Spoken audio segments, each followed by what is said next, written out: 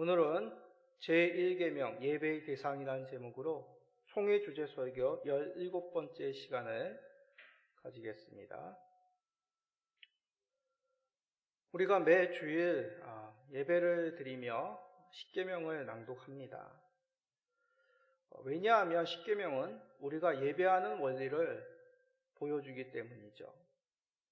참 이 내용이 중요합니다. 십계명을 낭독하는 이유, 예배의 의미를 알려준다는 것이죠. 그러므로 우리가 십계명을 낭독하면 우리 마음속에 하나님과 더욱 친밀한 그 사귐을 허락하십니다. 자, 예배가 무엇입니까? 우리의 예배는 어떤 이방 종교의 종교의식, 그런 것과는 다르죠. 신의 노여움을 달래기 위하여 우리가 제물을 드린다, 우리가 기도한다, 그런 의미는 아닙니다. 우리의 예배는 구원하신 하나님과 친밀한 교제를 나누는 하나님과의 만남이죠.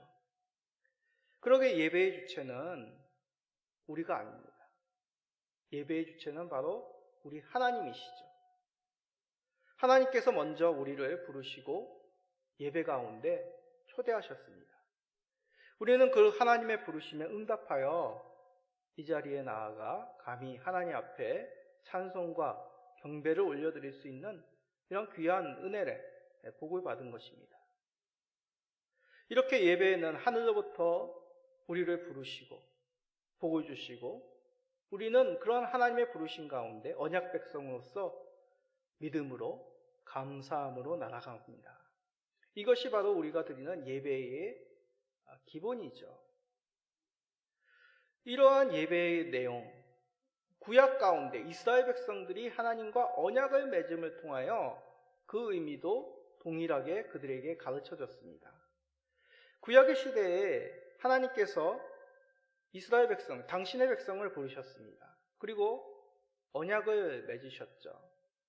이스라엘은 옛 언약을 통해서 하나님과 풍성한 교제를 누릴 수 있는 특권을 얻었습니다. 이것이 바로 이스라엘의 역사였던 것이죠. 그런데 이스라엘은 어떻습니까? 그들은 언약을 통해 맺었던 하나님과의 약속을 온전히 실행하지 못하였습니다. 하나님의 언약을 어겼죠. 불순종하였습니다. 그들은 자신의 노력과 행위로 하나님 앞에 나아가려고 했습니다. 이는 인간의 본질상 진노의 자녀, 그 죄된 본성으로 인해서 도달할 수 없는 길이었던 것이죠. 그래서 하나님께서는 새 언약의 중보이신 예수 그리스도를 허락하셨습니다. 예수 그리스도를 통해서 우리는 하나님 앞에 나갈 수 있는 그 은혜를 누리게 되는 것이죠. 결코 우리의 공로, 우리의 노력이 아닙니다. 철저히 예수 그리스도, 우리 주 하나님의 공로인 거죠. 예수님께서 대속의 죽으심, 십자가에서 그 피를 흘리심으로 말미암아, 순종하심으로 말미암아, 그의 공로로 말미암아 우리는 하나님의 구원받은 언약 백성이 되었습니다. 이 뜻은 무슨 말입니까? 예수 그리스도 없이는 우리가 절대로 하나님 앞에 나아갈 수 없다는 얘기죠. 예배드릴 수 없다는 것입니다.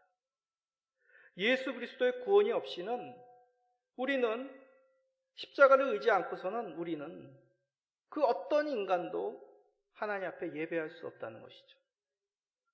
그래서 예수 그리스도를 새 언약의 중보자라고 부릅니다. 우리의 노력과 행위가 아닌 예수 그리스도의 노력과 행위로 우리는 하나님의 요구를 다 이룰 수 있는 그런 길을 얻게 된 것입니다.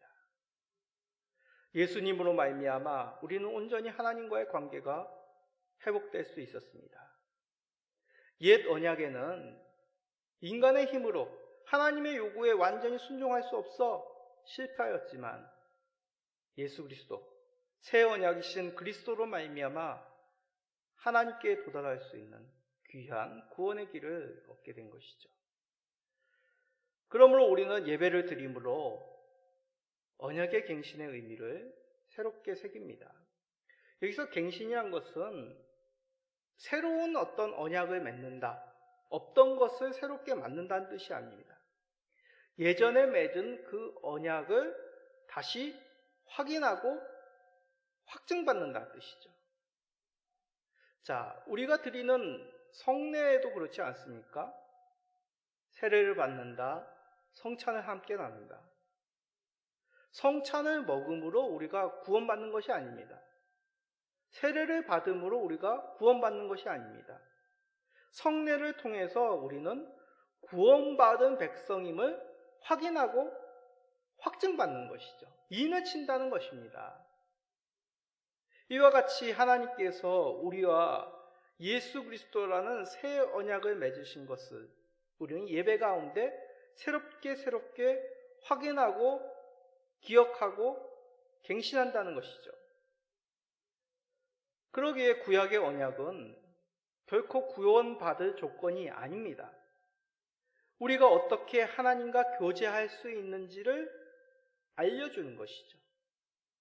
그 구약의 언약, 대표적인 것이 무엇입니까? 바로 십계명입니다. 우리가 하나님의 은혜로운 그 언약, 십계명이라는 얘기죠.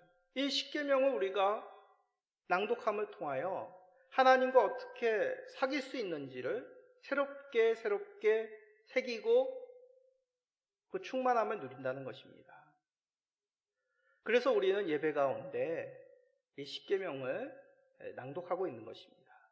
하나님과의 친밀한 사귐이 무엇인지를 십계명을 통하여 더욱 깨닫고 풍성하게 누리게 되는 것이죠. 자, 본격적으로 이제 십계명에 대해서 얘기해 봅시다. 십계명을 한 단어로 요약을 하면 무슨 단어로 요약할 수 있겠습니까? 우리가 방금 읽었던 이 성경 본문처럼 사랑으로 요약할 수 있습니다. 자, 다시 한번 마태복음 22장 37절 40절 읽어볼까요? 예수께서 이르시되 내 마음을 다하고 목숨을 다하고 뜻을 다하여 주 너의 하나님을 사랑하라 하셨으니 이것이 크고 첫째는 계명이요 둘째도 그와 같으니 내 이웃을 내 자신같이 사랑하라 하셨으니 이 두 계명이 온 율법과 선지자의 강령이니라. 자, 예수님께서 말씀하신 내용이죠. 하나님이 주신 그 율법, 그것을 요약하면 두 가지라고 합니다. 바로 하나님 사랑, 이웃 사랑이죠. 다시 말해 한 단어로 요약하면 사랑입니다. 십계명의 핵심은 사랑이라는 얘기죠. 언약을 맺으신 하나님께 사랑합니다. 사랑은 하나님께만 있는 것입니다. 하나님께로부터 나오는 사랑만이 진정한 사랑입니다. 하나님께서 사랑하셔서 이스라엘 백성들을 택하시고 불러주셨죠. 그 내용처럼 동일하게 우리를 불러주신 것입니다. 우리를 사랑하셔서, 우리를 택하셔서 불러주시고 새 언약 백성으로 우리를 맞아주신 것이죠. 옛 언약에서뿐만이 아니라 새 언약에서도 하나님께서는 사랑을 변함없이 우리에게 부어주십니다. 그러므로 구원받은 언약의 백성은 사랑으로 하나님께 응답해야 됩니다.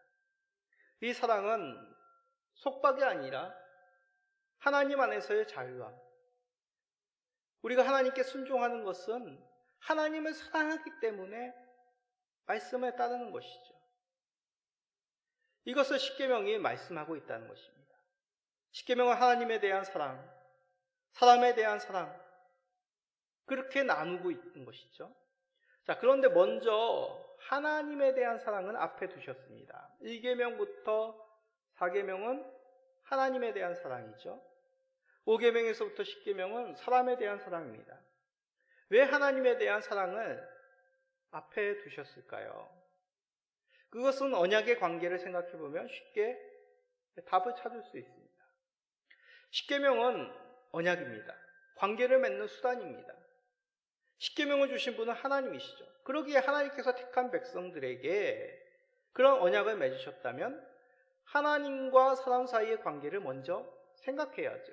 하나님이 먼저 부르시고 하나님께서 언약 맺으셨기 때문에 자연스럽게 우리는 하나님과의 관계를 생각해야 됩니다. 그래서 10계명 가운데 1계명부터 4계명, 4계명까지 하나님과의 관계, 하나님을 먼저 사랑할 것을 가르치고 계신 것이죠.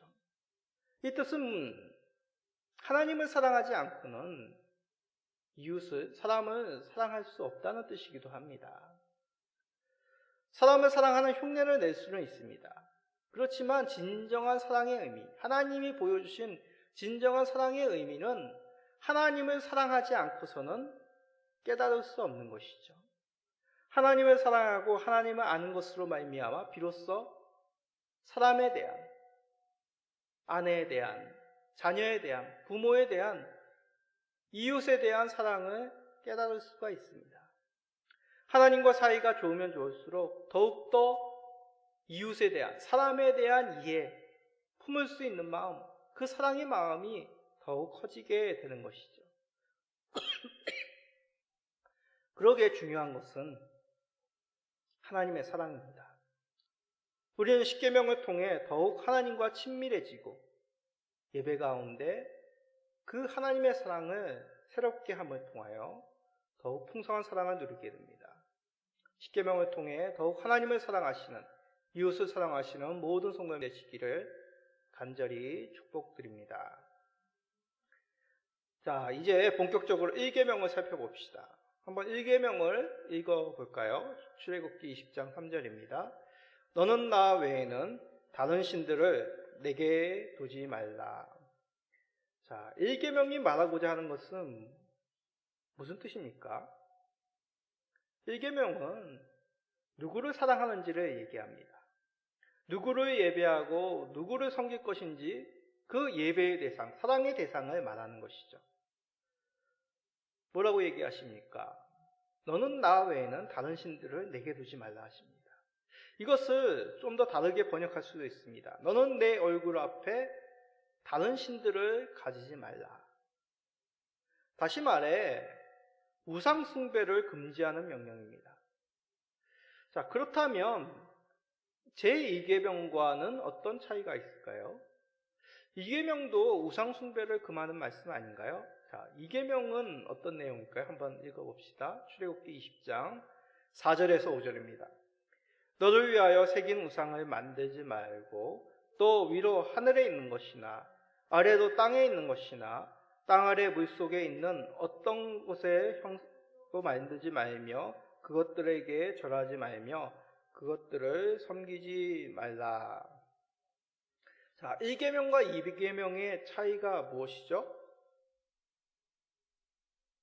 똑같이 우상을 금하는 것 아닐까요? 라고 볼 수 있습니다. 그러나 1계명은 하나님만 섬길 것을 명령하였죠.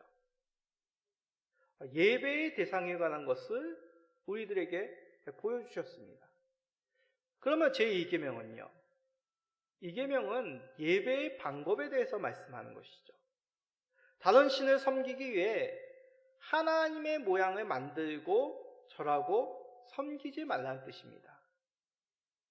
그러므로 우리는 제1계명에서 누구를 섬겨야 되는지 그 섬김의 대상을 깨달아야 됩니다. 우리가 누구에게 예배해야 될 것인지를 1계명을 통하여 예배 가운데 다시 한번 새기고 누려야 된다는 얘기죠. 우리는 하나님만을 섬겨야 됩니다. 그런데 우리 주변에는 어떻습니까? 우리 주변을 둘러보면 많은 종교들이 있습니다. 수많은 종교가 있고 그 종교는 각각의 신들을 섬기죠. 그래도 우리나라는 좀 양호하다고 할까요? 일본에는 몇백만의 신들이 있다고 합니다. 들은 바로는 자기가 그 돌에 걸려 넘어졌으면 그 돌도 신으로 삼을 수 있는 그런 일본의 그런 문화, 종교관이 있다고 합니다. 그럼 우리나라에는 어떤 신들이 사람들을 섬기고 있을까요? 첫째로 미신이란 것이 있습니다. 미신. 여기서 미신의 미는 미혹할 미라고 합니다. 그래서 미신이란 것은 사람들 사이에 헛되고 바르지 못한 그런 인정되지 못하는 믿음, 신앙을 말한다고 합니다. 이것을 전문 용어로 샤머니즘이라고 얘기하죠. 이런 종교는 귀신을 숭배하고 이 귀신들이 우리의 삶에 영향을 미친다라고 믿습니다. 사람들은 귀신이 자기 생활에 나쁜 영향을 줄까봐 걱정을 하죠. 보통 사람들은 이 귀신하고 교감을 나눌 수 없는데 그런 교감을 나눌 수 있는 특별한 사람을 의지합니다. 그 사람들이 뭐라고 하죠? 무당이라고 하죠. 이 무당을 중간 매개 역할을 삼습니다. 그래서 용하다는 무당에게 많은 돈을 주고 구술해서 귀신의 노여움을 풀어줘야 된다. 이것이 바로 우리나라 전통적인 미신, 샤머니즘의 모습입니다. 알게 모르게 이게 참 사람들에게 많이 있더군요. 뭐 이사를 할 때라든지 손 없는 날이라는 거 있지 않습니까? 그리고 차를 새로 사도 저는 몰랐는데 이렇게 고사를 많이 지내시더라고요. 사고 나지 않도록. 어떤 새로운 사업을 시작할 때도 돼지머리 갖다 놓고 그거에 관계된 사람들이 모여서 절을 하더군요. 이것이 다 미신, 샤머니즘에 기인된 것입니다. 또 한국에 있는 두 번째 큰 영향을 주는 종교, 불교가 있습니다. 어떤 분들은 불교가 종교가 아니라고 보시는 분들도 있습니다. 왜냐하면 어떤 절대적인 신을 믿는 것이 아니라 불교는 깨달음의 종교라고 보기 때문입니다. 그러나 불교에서도 구원을 가르칩니다. 그러나 그 신을 통한 구원이 아니라 자기 스스로 구원에 이를 수 있다고 말하죠. 불안과 욕망을 죽이고 생로병사를 해탈하여 곧 세상의 모든 고통으로부터 벗어나는 것. 그래야지만 구원에 이른다라고 불교는 보기 때문입니다. 오랜 역사 동안 이런 도를 통하여, 해탈을 통하여 불교에 대한 많은 영향들이 우리나라 문화 가운데 또한 생활 가운데 영향을 미쳤습니다. 십계명은 특별히 제1계명은 이런 신들을 섬기지 말고 오직 하나님만을 섬기라라고 우리들에게 말씀하시고 가르치십니다. 이스라엘 백성에게도 이 명령을 할 때 그 주변의 민족들은 많은 신들을 섬기고 있었습니다. 수많은 우상들이 있었습니다. 대표적으로 이집트 우상 숭배를 하는 나라였죠. 이집트에는 어떤 신들이 있었습니까? 라라고 하는 태양신, 오리시스라고는 죽음의 신, 대표적인 신들입니다. 그러나 더 많은 신들이 있더라고요. 죽음의 신뿐만이 아니라 나일강의 신, 다산의 신, 농사의 신, 가축의 신, 수많은 신들이 있었습니다. 가나안 땅, 이스라엘 백성들이 들어가 살게 된 이 가나안 땅에도 여러 종교들이 있었습니다. 신들이 있었습니다. 바알과 아스타롯. 우리가 성경을 읽으면서 바알과 아스타롯 많이 보지 않았습니까? 이 신들은 농사의 신인데 바알은 남자의 신으로 비와 천둥을 다스린다고 이들은 믿었습니다. 아스타롯은 여성의 신으로 다산의 신, 풍요의 신이었습니다. 그래야 가나안 민족은 이 바알과 아스타롯을 섬김으로 풍성한 비 그리고 다산을 위하여 이들이 기원하고 자연을 의지한 것이죠. 신약시대에 문화를 주름잡았던 대표적인 문화, 그리스 문화가 있습니다. 이 그리스도 역시 자연의 힘을 신으로 섬겼습니다. 주신이 뭐죠? 최고의 높은 신, 제우스 신입니다. 제우스 신은 하늘과 번개를 다스리는 신입니다. 바다의 신은 포세이돈이죠. 많은 철학과 많은 깨달음을 얻었던 그 그리스 민족도 그들의 종교관 가운데 자연을 신으로 섬겼던 것입니다. 동양 종교도 마찬가지죠. 해와 달을 신으로 섬겼습니다. 해가 없이는 인간이 살 수 없었고 식물도 동물도 살 수 없음을 동양 철학 가운데 믿었던 것이죠. 이 세상의 모든 생물은 태양이 주는 빛과 그 열 덕에 살아갈 수 있다고 믿었습니다. 그리하여 자연스럽게 태양을 숭배하고 자연의 힘을 신으로 섬겨왔습니다. 근데 하나님께서는 이 십계명을 통해서 그러한 것들을 금하시고 그 섬김의 대상이 자연이 아니라고 말씀하는 것이죠. 오직 하나님만 섬기고 예배하라고 가르치신 것입니다. 대부분의 종교는 자연을 섬기고 더 나아가 자신들을 신들에게 예배합니다. 예배라는 말은 예를 갖추어 절한다라는 뜻이죠. 하나님께서는 언약의 말씀인 이 1계명을 통해 오직 하나님께만 예배하라고 분명하게 말씀하신 것입니다. 다른 신들, 곧 우상에게 예배하지 못하도록 그 가이드라인을 새기신 것이죠. 우상에서 우라는 것은 인형이라는 뜻이라 합니다. 상은 형상이죠. 인형 모양을 만들어 자신의 욕망을 담아 절하고 숭배를 하였던 것입니다. 세상에는 오직 한 분, 하나님만이 계시기 때문에 이런 우상을 섬겨서는 안 되는 것입니다. 그래서 이렇게 분명하게 이스라엘에게 말씀하셨죠. 신명기 6장 4절입니다. 이스라엘아 들으라, 우리 하나님 여호와는 오직 유일한 여호와시니. 하나님은 오직 유일하십니다. 한 분밖에 없다는 얘기죠. 예전에 있었고 어떤 다른 신이 있었고 그런 지금 한 분이 있다 그런 의미가 아니라 예전에도 장차도 오직 한 분, 동일한 한 분, 유일한 하나님이라는 얘기입니다. 유일한 하나님에 대해서 구약 성경 히브리어로는 엘로힘, 야훼라고 이렇게 표시합니다. 신약의 대표적인 언어죠. 헬라어에서는 데오스, 큐리오스, 주라는 뜻이죠. 큐리오스는 이렇게 번역을 했습니다. 라틴어로도 데오스라고 그렇게 불렀습니다. 자, 영어로는 뭐라고 얘기하죠? 대문자를 써서 God, God이라고 부르죠. 중국에서는 천주라고 이렇게 표시를 합니다. 그럼 한국에서는 어떻게 부릅니까?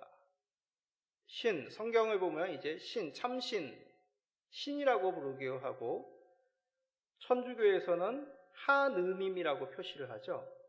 하느님이라는 것은 하늘에 계신 신이라는 그런 의미입니다. 근데 우리 개신교에서는 어떻게 표시합니까? 하나님이라고 표시를 하죠. 하나님은 하나 플러스 님입니다. 유일한 하나님이라는 뜻이죠. 그래서 우리가 표시하는 이 하나님이라는 표시는 이 1계명에서 말씀한 유일한 하나님이라는 의미를 가장 잘 살린 번역이라고 했습니다. 신은 여럿이 있는 것이 아니라 유일하신 하나님 한 분만이라는 것을 하나님이라는 그런 호칭을 통하여 의미는 새길 수 있다는 것입니다. 그런 의미에서 한국 개신교의 하나님이라는 이름에 우리는 제1계명에서 명령한 너는 나 외에는 다른 신들을 섬기지 말라는 그 의미를 잘 실천할 수 있습니다. 섬김과 예배의 대상은 오직 하나님 한 분이라는 것이죠. 어떤 사람은 이렇게 생각할 것입니다. 아니, 요즘에 누가 이런 신을 섬겨? 가면 갈수록 점점 많은 사람들이 종교가 없다고 얘기합니다. 종교를 가지지 않는 것이죠. 더 이상 신의 존재를 인정하지 않습니다. 그러니 자연스럽게 제1계명, 하나님만을 섬긴다는 것 또한 사람들은 생각하지 않습니다. 받아들이지 않습니다. 그런데 생각해 보십시오. 정말 현대인들은 신을 섬기지 않는 것일까요? 구약의 하박국 선지자는 세상 사람들의 이런 모습을 이렇게 말씀하였습니다. 하박국 1장 11절입니다. 그들은 자기들의 힘을 자기들의 신으로 삼는 자들이라. 이에 바람같이 급히 몰아 지나치게 행하여 범죄하니라. 무슨 말입니까? 옛날 바벨론 사람들도 자기들의 힘을 신으로 섬겼다고 합니다. 현대인만이 아니라 예전에부터 사람의 본성이 자기들의 힘, 자기들의 지식, 자기들의 가치관을 신으로 섬겼다는 것이죠. 그렇습니다. 사람들은 근본적으로 자신의 힘을 의지하며 살아가고자 합니다. 하나님의 도움이 필요하지 않다고 생각하는 것이죠. 그런 사람들과 하나님을 경배하는 우리와는 어떤 차이가 있습니까? 예배 가운데 참여하신 성도님들, 지금 자연에서 즐기며 사는 사람과 어떤 차이가 있냐는 뜻입니다. 바로 우리가 우상 숭배자들과 차이 있는 것, 예배 시작 전에 우리가 하나님 앞에 이렇게 맹세하며 나아가는 그 근본적인 차이가 있는 것이죠. 어떤 마음으로 우리가 이 자리에 나왔습니까? 시편 124편 8절입니다. 우리의 도움은 천지를 지으신 여호와의 이름에 있도다. 우리는 우리의 힘으로 이 땅 가운데 살 수 없음을 깨달았기 때문에 우리의 도움이 필요하다는 그런 외침 속에 이 자리에 나온 것입니다. 세상은 자신들의 힘, 자신들의 지식, 능력, 경험을 믿습니다. 그래서 어떤 절대자의 도움이 필요치 않다고 생각합니다. 그러나 우리는 부족하고 약하고 흠이 많고 죄가 많고 우리 스스로 구원할 수 없음을 알기에 우리는 이 자리에 나온 것이죠. 하나님의 도움이 없이는 잠시도 살아갈 수 없는 연약한 존재임을 뼈저리게 깨달았기에 도움을 찾고자 이 자리에 나왔습니다. 그 도움을 주시는 분이 우리 하나님이십니다. 천지를 지으신 전능하신 하나님, 은혜로우시고 자비하시고 사랑이 풍성하신 여호와 하나님께 우리가 매달리고 의지하고자 한 것이죠. 우리는 이것을 큰 소리로 고백해야 됩니다. 우리의 도움은 천지를 지으신 여호와의 이름에 있도다. 이렇게 고백함으로 우리의 예배의 대상이 우리 하나님 한 분임을 우리 마음에 새기게 되는 것이죠. 사랑하는 성도님들, 우리가 하나님을 찾기 전에는 어떠하였습니까? 우리 주변을 살펴보십시오. 하나님을 인정하지 않는 이 세상의 문화 가운데 그 살아가는 인간의 모습을 우리는 어떻게 보고 있습니까? 오늘날 인간들은 자신의 지혜를 믿고 의지함이 정말 어느 때보다도 가장 그런 모습이 강하지 않습니까? 대표적인 그들의 섬김이 과학과 기술 속에 나타납니다. 현대인들이 가장 많이 믿고 의지하는 신, 바로 과학과 기술이라고 하는 신입니다. 이것이 절대로 부정적이다, 없어야 된다, 그런 뜻이 아닙니다. 이것을 신봉하고 섬기는 것, 절대적으로 여기는 것에 함정이 있는 것이죠. 모든 판단의 기준을 과학과 기술로 봅니다. 과학적이냐? 합리적이냐? 과학적으로 증명된 진리이고 증명될 수 없으면 진리가 아니라고 생각합니다. 사실 과학과 기술은 우리 인류 문명에 큰 이득을 주었습니다. 그러나 근본적인 문제, 질병과 에너지의 부족, 그리고 기근의 문제를 해결하지는 못합니다. 앞으로도 과학과 기술이 인류의 문제를 해결하기 위해서 적극적으로 노력을 해야 되고 연구를 해야 되고 또한 그것을 살펴야 되겠지만 그것만이, 과학과 기술만이 우리를 구원할 수 있다는 생각은 버려야 됩니다. 현대인들은 과학과 기술이 신입니다. 우리가 코로나 시국을 지나면서 그런 모습들이 우리는 점점 많아짐을 보게 됩니다. 과학만이, 기술만이 이 어려운 시국을 이겨낼 수 있다고 생각하는 사람들이 많아졌습니다. 그런데 어떻습니까? 피부적으로는 아니죠. 심정적으로는 아닙니다.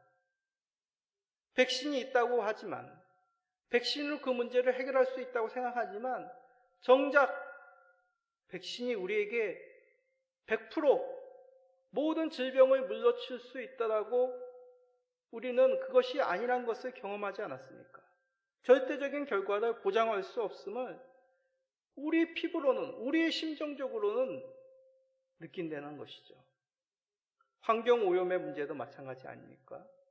과학과 기술의 패단으로 인류는 큰 어려움에 직면하고 있음을 우리는 점점 시간이 가면 갈수록 우리 후대에는 점점 많이 깨닫게 된다는 것입니다.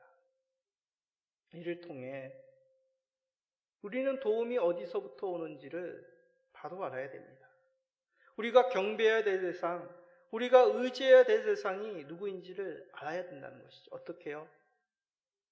우리가 십계명, 제1계명을 통하여 그런 깨달음을 더 새롭게 우리 가운데 새길 수 있습니다.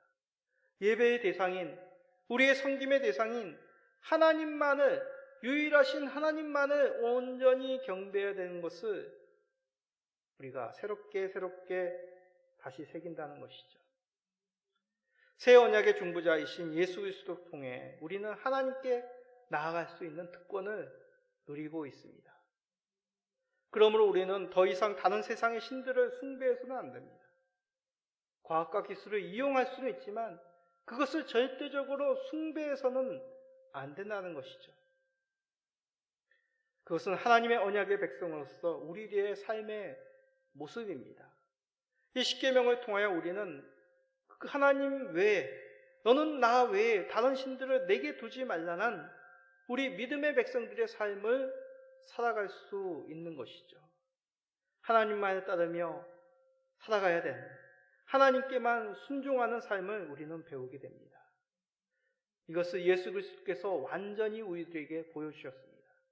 십자가에서 죽으시고 부활하고 승천하심을 통하여 예수 그리스도께는 하나님께만 경배해야 됨을, 하나님께만 순종함으로 그 부활과 생명을 얻었음을 우리들에게 직접 낱낱이 보여주신 것이죠. 우리는 예수 그리스도로 말미암아 그 하나님의 말씀, 십계명의 순종함을 통하여 그 풍성한 생명을 누리게 되는 그 비결을 새롭게 깨닫게 됩니다. 우리 성도님들, 십계명 딱딱한 것이 아닙니다. 그냥 하지 말라는 어떤 부정적인 말씀도 아닙니다. 십계명을 통해 우리는 더욱 하나님을 바르게 섬기며 하나님이 우리에게 주신 그 풍성한 은혜를 새롭게 깨닫게 됩니다. 하나님의 말씀, 십계명을 더욱 사랑하심으로 하나님이 우리에게 주신 그 풍성한 삶, 하나님의 경배함을 통하여 누리게 되는 그 복된 삶을 마음껏 누리시는 우리 모든 성도님 되시기를 예수 그리스도의 이름으로 간절히 축복드립니다. 아멘.